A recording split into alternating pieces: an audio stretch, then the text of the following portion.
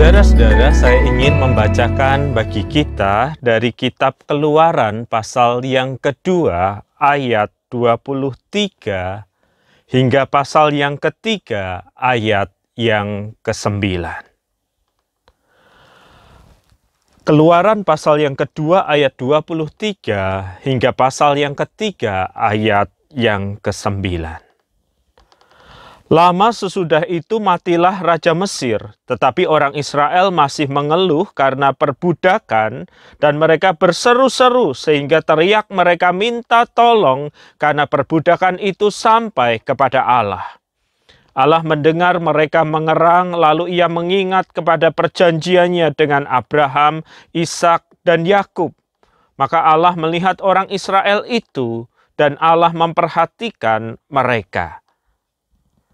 Adapun Musa, ia biasa menggembalakan kambing domba Yitro mertuanya imam di Midian. Sekali ketika ia menggiring kambing domba itu ke seberang padang gurun, sampailah ia ke gunung Allah, yakni gunung Horeb. Lalu malaikat Tuhan menampakkan diri kepadanya di dalam nyala api yang keluar dari semak duri, lalu ia melihat dan tampaklah. Semak duri itu menyala tetapi tidak dimakan api. Musa berkata, baiklah aku menyimpang ke sana untuk memeriksa penglihatan yang hebat itu. Mengapakah tidak terbakar semak duri itu?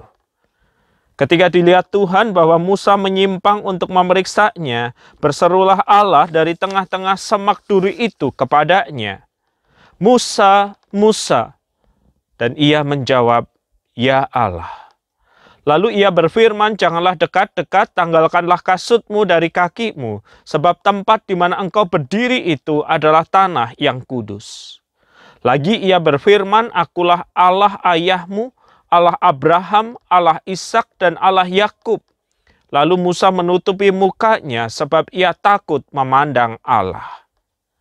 Dan Tuhan berfirman, aku telah memperhatikan dengan sungguh kesengsaraan umatku di tanah Mesir, dan aku telah mendengar seruan mereka yang disebabkan oleh pengerah-pengerah mereka. Ya, aku mengetahui penderitaan mereka. Sebab itu aku telah turun untuk melepaskan mereka dari tangan orang Mesir dan menuntun mereka keluar dari negeri itu ke suatu negeri yang baik dan luas, suatu negeri yang berlimpah-limpah susu dan madunya, ke tempat orang Kanaan, orang Het, orang Amori, orang Feris, orang Hewi, dan orang Yebus. Sekarang seruan Israel telah sampai kepadaku. Juga telah kulihat betapa kerasnya orang Mesir menindas mereka. Saudara-saudara, suatu kali setelah selesai persekutuan doa di ibu kota, seorang wanita datang menghampiri minta didoakan. Oleh pengurus gereja saya diberi ruang di salah satu sudut dari gereja itu dan saya bersiap untuk mendoakan dia. Apa yang harus saya doakan untuk kamu? Supaya saya mengerti dengan baik pergumulanmu, ceritakanlah secara ringkas apa yang terjadi dalam hidupmu. Perempuan muda itu kemudian berkata, Pak Pendeta WP, saya itu dari kecil ingin jadi pembawa berita di televisi, news presenter. Karena itu saya arahkan hidup saya ke tujuan itu. Dan bersyukur Pak, saya diterima di sebuah stasiun televisi dan saya sekarang menjadi reporter berita. Reporter berita ini jenjang yang harus dilewati sebelum seseorang menjadi pembaca berita atau news presenter. Dan karir saya makin lama makin baik. Ia terdiam sejenak lalu berkata, sampai 3 bulan yang lalu ketika saya mengejar narasumber punggung saya terasa sakit dan itu berulang kali terjadi dan saya memeriksa ke dokter.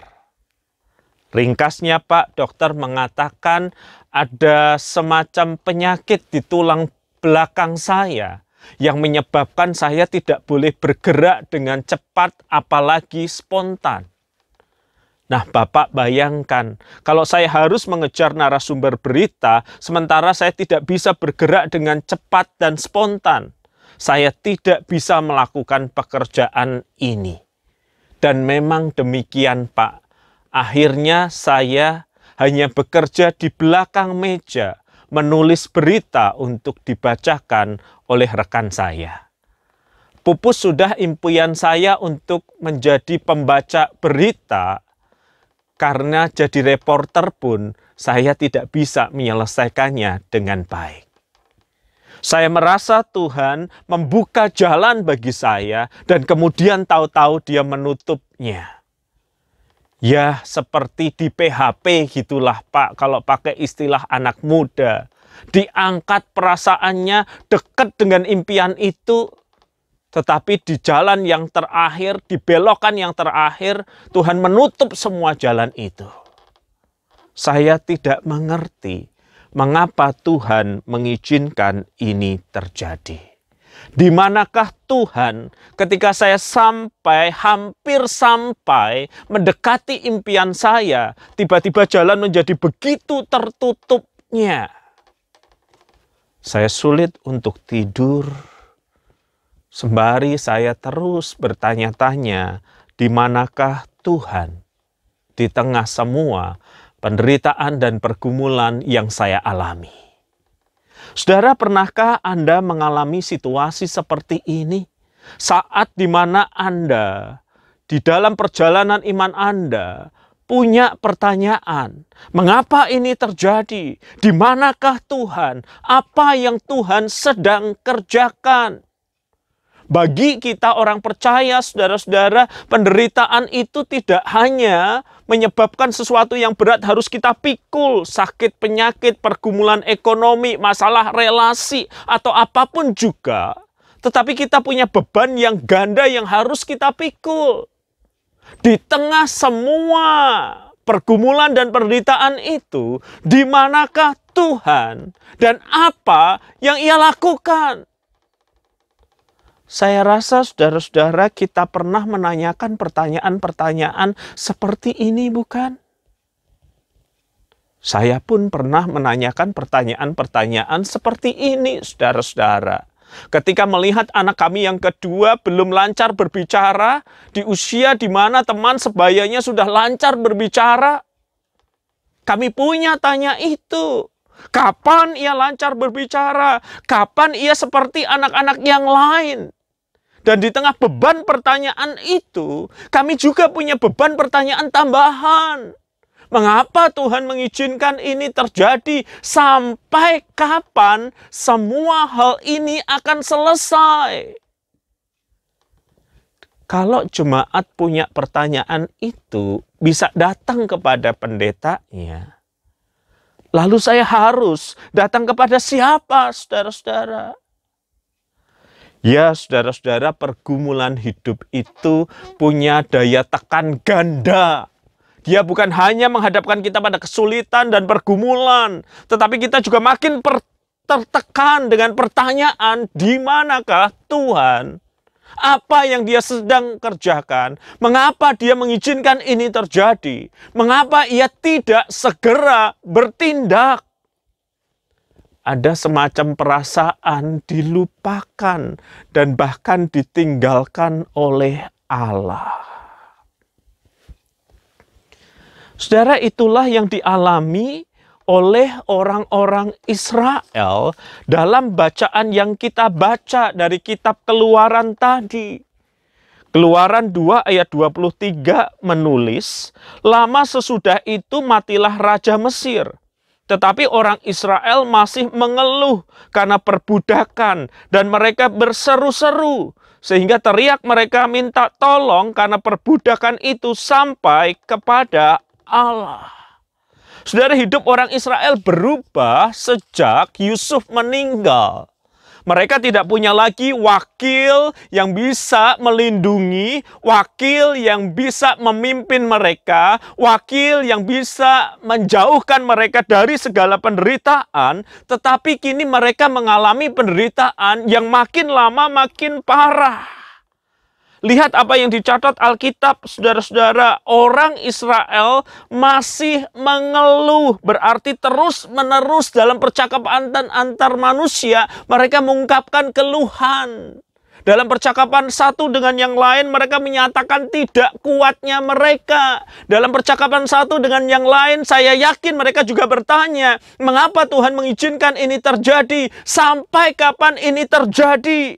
Dan itu yang dicatat di dalam bagian selanjutnya. Dan mereka berseru-seru. Kalau tadi mengeluh antar manusia, kini berseru-seru kepada Tuhan. Dan Alkitab mencatat, teriak mereka minta tolong perbudakan itu sampai kepada Allah.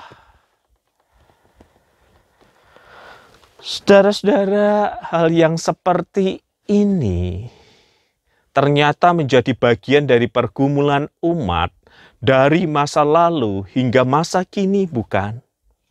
Ada situasi-situasi yang menyebabkan Anda dan saya mengeluh dalam percakapan antar manusia. Dan ketika percakapan antar manusia itu tak menyelesaikan, sebagai orang beriman kita berseru, memohon, berteriak, minta tolong. Sekaligus mungkin bertanya, di manakah Tuhan di tengah segala sesuatu yang terjadi ini? Dan yang menarik, saudara-saudara, dari bacaan yang kita baca tadi adalah bagaimana Alkitab mencatat respons Allah akan teriakan dan pergumulan umatnya itu. Di dalam pasal yang kedua, ayat yang ke-24 tertulis, Allah mendengar mereka mengerang. Lalu ia mengingat karena perjanjiannya dengan Abraham, Ishak, dan Yakub. Maka Allah melihat orang Israel itu dan Allah memperhatikan mereka. Saudara, satu seruan yang dinyatakan oleh umat Tuhan berbalas respons yang begitu intens, kan? Digunakan beberapa kata kerja, saudara-saudara. Allah mendengar, Ia mengingat, Ia melihat, dan Ia memperhatikan. Satu seruan berbalas dengan intensitas perhatian yang luar biasa. Dan ketika Allah akhirnya memanggil Musa untuk memimpin bangsa ini, Tuhan berfirman kepada Musa di pasal yang ketiga ayat yang ke-7. Dan Tuhan berfirman, aku telah memperhatikan dengan sungguh-sungguh kesengsaraan umatku di tanah Mesir, dan aku telah mendengar seruan mereka yang disebabkan oleh pengerah-pengerah mereka. Ya, aku mengetahui penderitaan mereka. Dan di pasal yang ketiga, ayat yang ke-7, saudara-saudara, di bagian tadi, perhatikan kata kerja yang digunakan ini. Dan Tuhan berfirman, aku telah memperhatikan dengan sungguh. Dari kata Ibrani ra'a, berarti melihat dengan cermat, seperti pemburu melihat pada buruannya. Apa yang ia lihat? Kesengsaraan umatku di tanah Mesir. Dan aku telah mendengar, dari kata Ibrani syama, mendengar dengan penuh perhatian, seperti seseorang mendengarkan gurunya, mendengarkan orang yang ia cintai. Apa yang dia dengarkan? Yaitu seruan mereka, orang Israel, yang disebabkan oleh pengerah-pengerah mereka. Ya, aku mengetahui.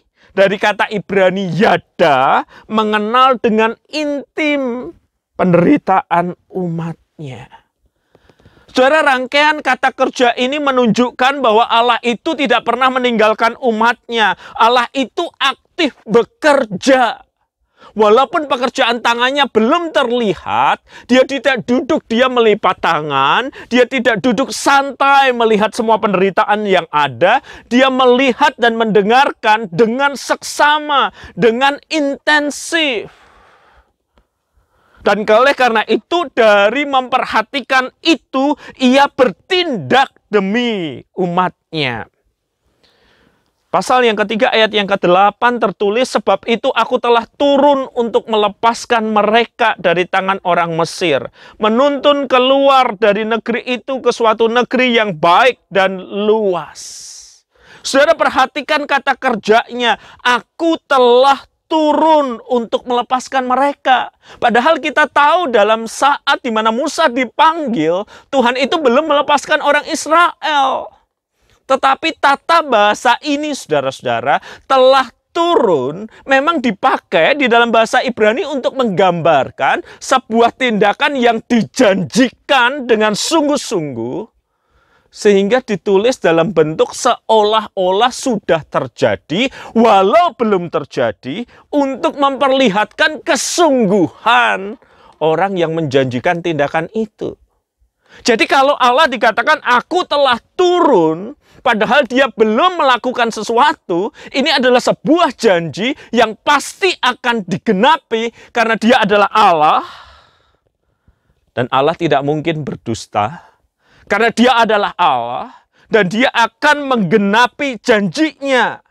Ia tidak pernah tertidur, ia tidak pernah terlelap, dia bekerja walau seringkali tak terlihat oleh kita.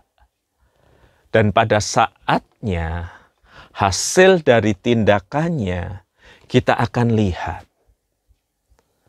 Saudara-saudara, di dalam hidup ini seringkali Tuhan itu berkarya dan bekerja, tetapi kita tidak mampu melihatnya.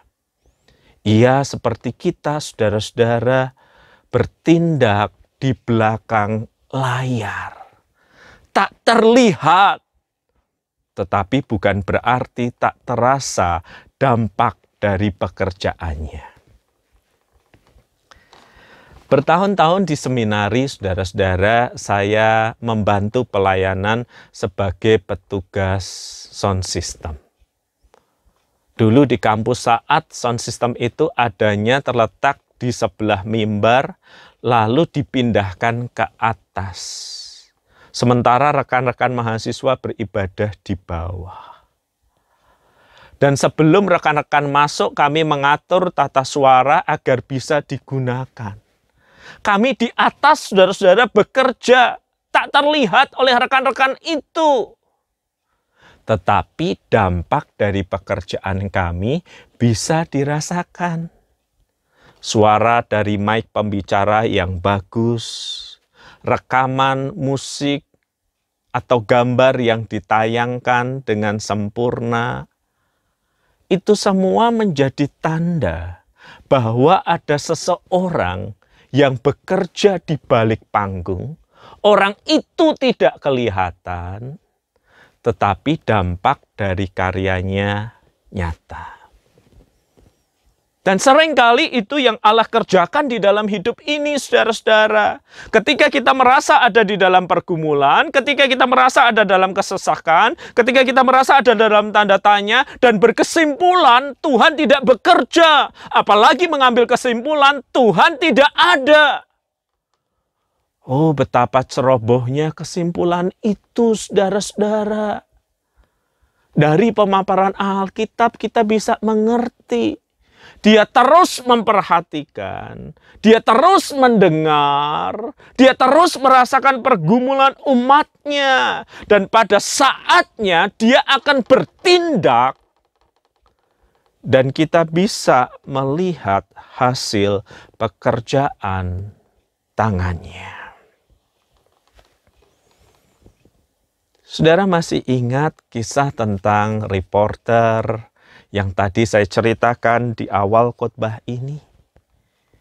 Saudara-saudara, hampir 1 tahun kemudian ia menghubungi saya melalui media sosial. Dan dia memperlihatkan potret, dia sedang membacakan berita. Dia menjadi news presenter seperti impiannya. Segera setelah saya mendapatkan gambar itu, saya mengucapkan selamat.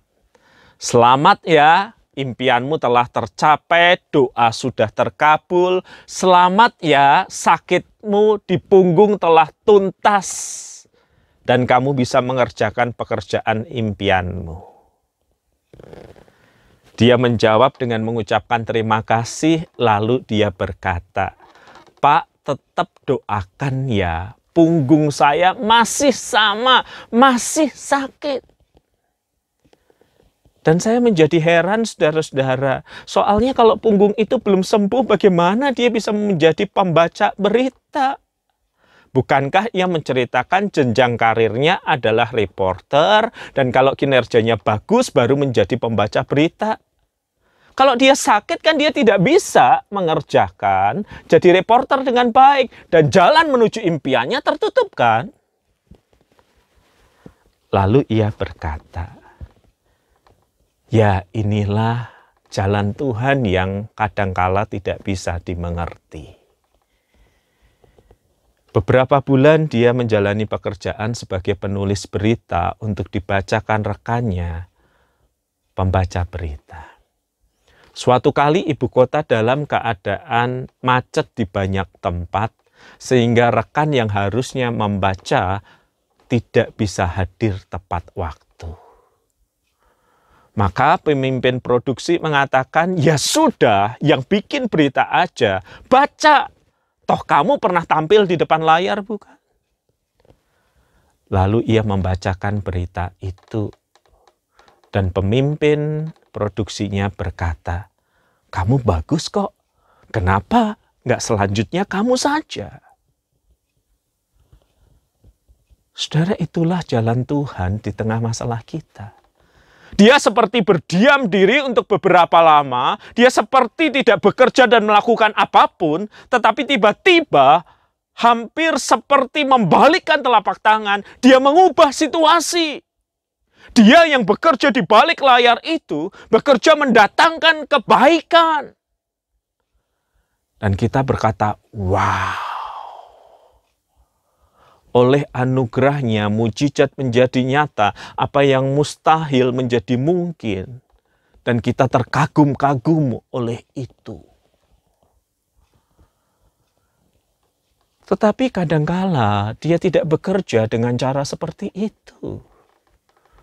Pada diri kami ketika anak kami terlambat berbicara, maka dia tidak dengan serta-merta dalam hitungan detik mengubah anak kami menjadi lancar berbicara.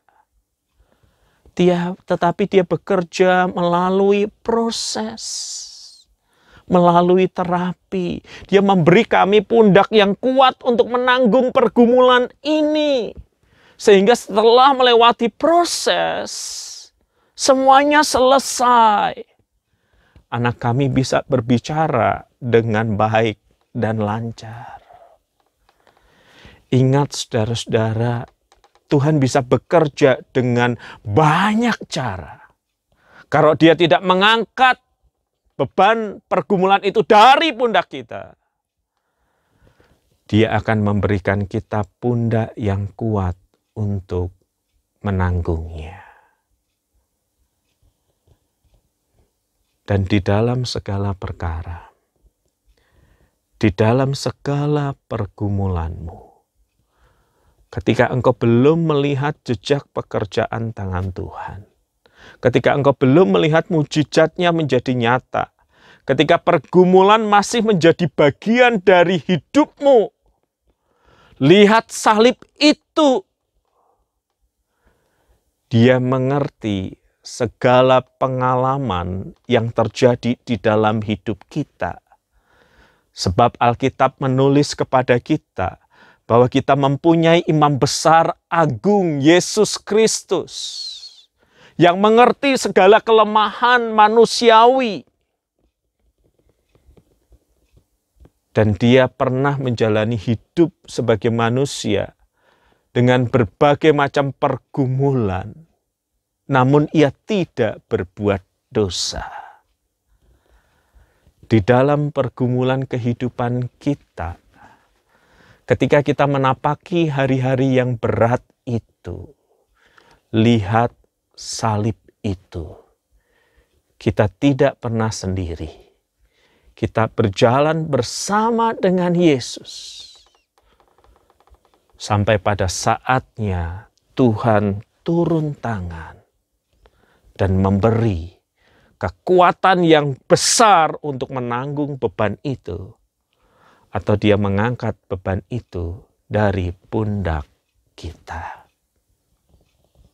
Kapanpun pergumulan kehidupan terasa menyesakan, pandang pada salib itu.